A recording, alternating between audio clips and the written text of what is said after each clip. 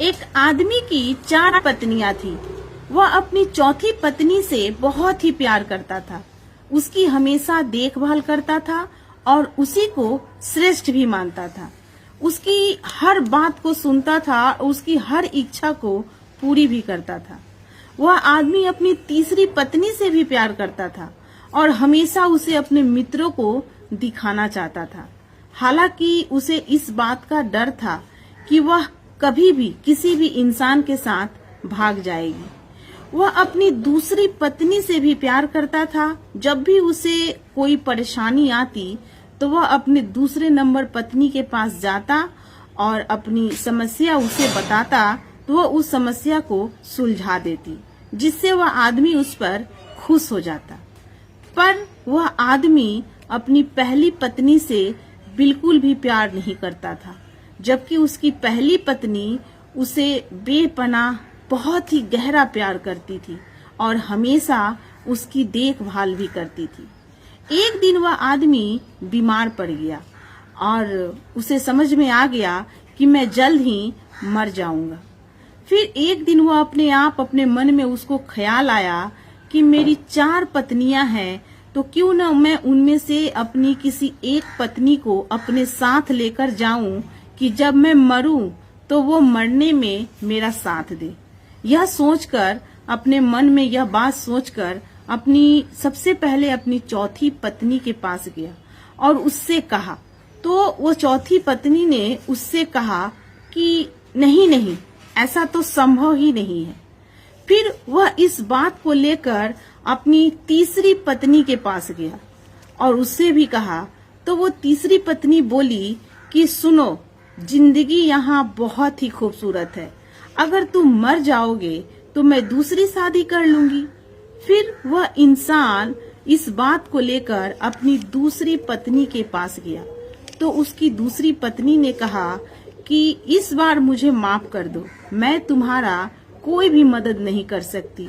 हाँ, ज्यादा से ज्यादा मैं तुम्हारे अंतिम संस्कार तक तुम्हारे साथ रह सकती हूँ। अब इन सब की बातों को सुनकर वह आदमी का दिल बैठ गया, उसका शरीर पूरा ठंडा हो गया। वह अपने सोच विचार में पड़ गया। तभी उसे पीछे से एक आवाज आई कि मैं तुम्हारे साथ चलने को तैयार हूँ, तुम जहाँ भी जाओगे मैं तुम्हारे साथ जाऊंगी।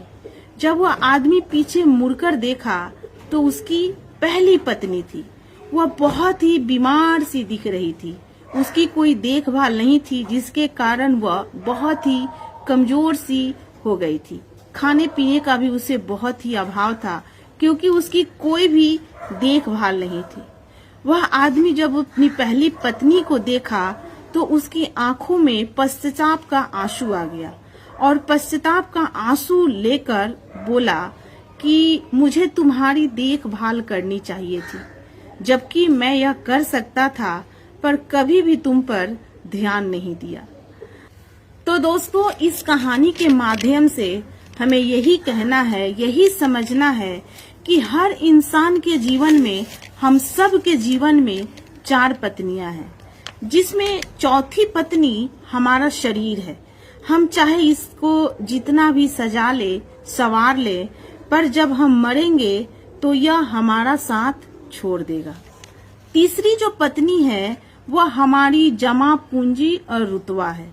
जब हम मरेंगे तो ये दूसरे के पास चले जाएंगे। दूसरी पत्नी जो है वो हमारे दोस्त व रिश्तेदार हैं, चाहे वो कितनी भी करीब के क्यों ना हो, लेकिन हमारे जीवन काल में जब हम मरने के हद तक आ जाएंगे, जब हम मर जाएंगे, तो बस वो अंतिम संस्कार तक हमारा साथ देते हैं। और पहली पत्नी जो है वो हमारी आत्मा है, जो हमारे सांसारिक मोह माया में हमेशा उपेक्षित रहती है। यही वह चीज है जो हमारे साथ रहती है, जहाँ भी हम जाए, जिधर भी हम जाए, हमेशा हमारे साथ रहती है। तो अगर कुछ देना है तो इसे दो, देखभाल करनी है तो इसकी करो, प्यार करनी है तो इसे करो।